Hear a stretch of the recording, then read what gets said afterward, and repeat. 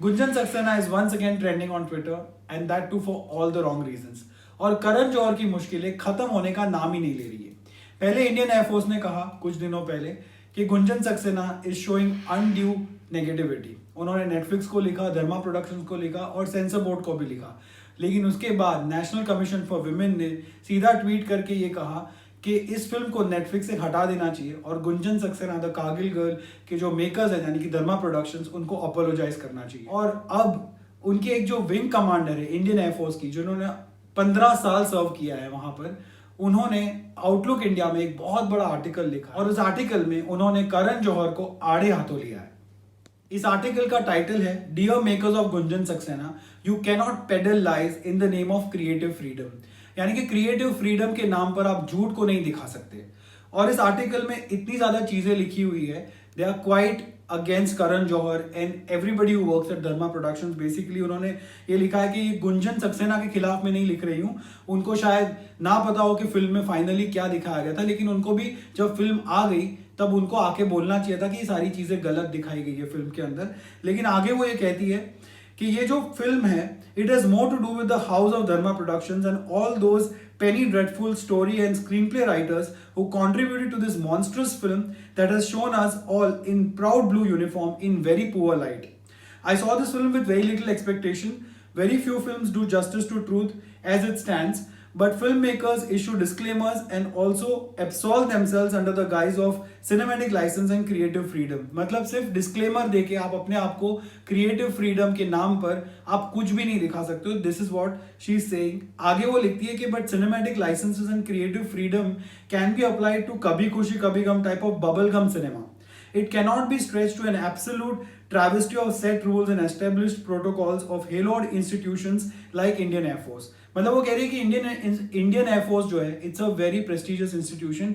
वहाँ के जो प्रोटोकॉल्स है, वहाँ के जो रूल्स है, उसको आप पूरी तरह से जुटला नहीं सकते just because you are showing creative freedom. उनको लगता है कि गुंजन सक्सेना ने ये सारी बातें शायद ना बताई हो, ये मेकर्स ने अपने दिमाग से ही सोच के जो मन में आया वो दिखा दिया इस फिल्म के अंदर।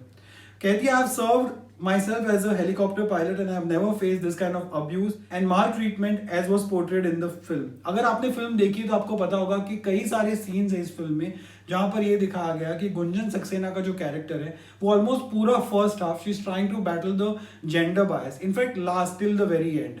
तो उसमें काफी सारे सीन्स है। एक सीन में जो ट्रेलर में भी दिखाया जाता है थोड़ा सा, जहां पर उनका जो स्क्वाड्रन लीडर होता है वो उनको कहता है, उनकी क्लास रोक के उनको कहता है कि अगर आपको अपनी स्ट्रेंथ दिखानी है तो आपको एक मेल आपका जो कलीग है उसके साथ हाथ पंजा लड़ाना पड़ेगा। And she is constantly beaten at that. उसके बाद उनको चेंज करने के लिए जगह नहीं मिलती है। जब वो अपनी ब्रीफिंग दे रही होती है तब बीच में से रोक दी जाती है। उनको अपनी सॉर्टीज जो होती है, मतलब यानी कि फ्लाइट लेने की जो उनकी प्रैक्टिस होती है वो करने नहीं दी जाती just because she is a women. और ये जो लेडी हैं नम्रता चांदी, उन्होंने इन सारी बातों को जुटलाया। उन्होंने कहा कि ऐसा कुछ भी नहीं था। जब तक वो इंडियन एयरफोर्स में थी तो उनको बराबर का सम्मान दिया गया, उनको बराबर का काम दिया गया like all the other man in the Indian air force. और उनका कहना है कि एक बार जो यूनिफॉर्म पहन लिया तो पायलट पायलट है, it doesn't matter whether man और a woman. And Indian air force strongly believes and practises all this in letter and spirit. अगर आप फिल्म देखेंगे तो आपको पता चलेगा कि ये क्या कह रही है। I don't want to give you spoilers because मैंने इस फिल्म का रिव्यू भी नहीं किया, बट बेसिकली शी सेइंग कि जो फिल्म में दिखाया है वैसा कुछ भी नहीं होता है। It is completely away from the reality. There is one line where she says the entire narrative is skewed and as far as from the truth as chalk and cheese. If this film attempted at infusing patriotism in the country's women and I was a young woman, I would run as far away from the Indian Air Force as possible. The film shows misogyny at its worst. कहती है कि अगर मैं छोटी बच्ची होती या मैं अगर कोई एस्पायरिंग पायलट होती और अगर ये फिल्म देखती तो मैं इंडियन एयरफोर्स से कोसों दूर भाग। और इसके अलावा ये भी कहती है कि Gunjan was not the first lady pilot who flew to Kargil. उनका नाम था श्रीविद्या राजन। और इस आर्टिकल के एंड में उन्होंने एक एडवाइस जानवी को भी दी है in which she says, poor Janvi Kapoor, she must have come away with a poor and pathetic impression of us women. Lady, let me advise you. Please never again do a film of this kind if you're a proud Indian woman. Stop showcasing Indian professional women and men in such poor light.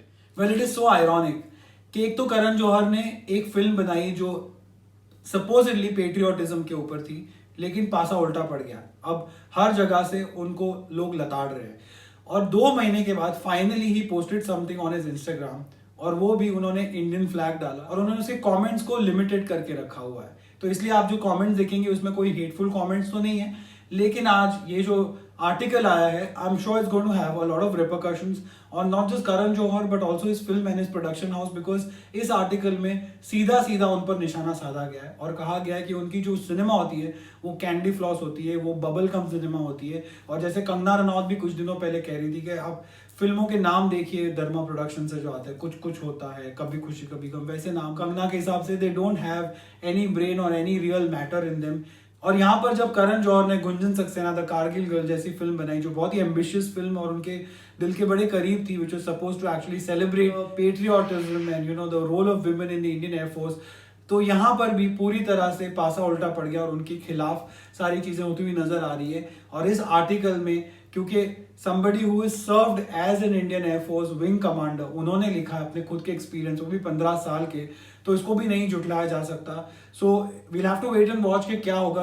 Will Gunjan Saxena continue to be streamed on Netflix, और क्या करण जौहर और धर्मा production की तरफ से इसके ऊपर कोई reply आता है कि नहीं, वो तो वक्त ही बताएगा। लेकिन फिलहाल के लिए अगर आपने गुंजन सक्सेना देखी है या नहीं भी देखी तो आपका क्या ख्याल है इस सारे मुद्दे पर, please let me know in the comment section. और कमेंट करने से पहले please don't forget to subscribe the channel. Subscribe कर रहे हो तो प्लीज बेल आइकन भी दबा देना, ताकि मैं कभी भी वीडियो करूँ रात को ऐसे 2-3 बजे भी तो आपको नोटिफिकेशन आते रहे।